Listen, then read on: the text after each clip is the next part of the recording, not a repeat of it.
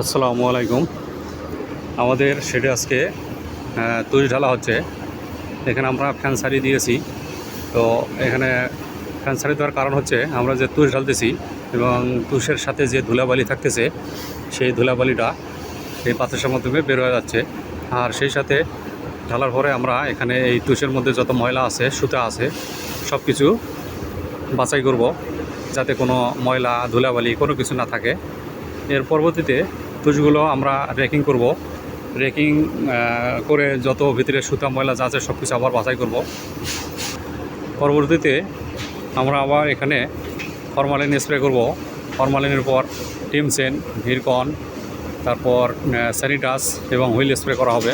Wheel spray করার পর অর্থাৎ পুরো সেটের মধ্যে যত কোটিং ম্যাটেরিয়াল আছে সবগুলো ঢোকানোর পর এই স্প্রেগুলো করব।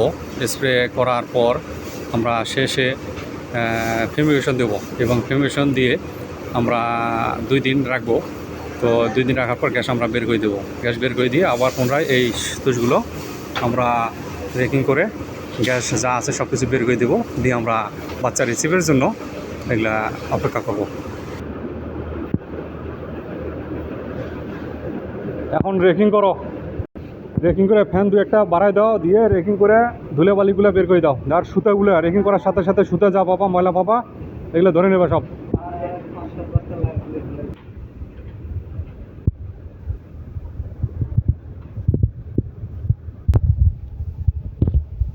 রেকিং করা হচ্ছে এবং ধুলাবালি এভাবে বাতাসের মাধ্যমে ফ্যান সারি দিয়ে বাতাসের মধ্যে বের করা হচ্ছে।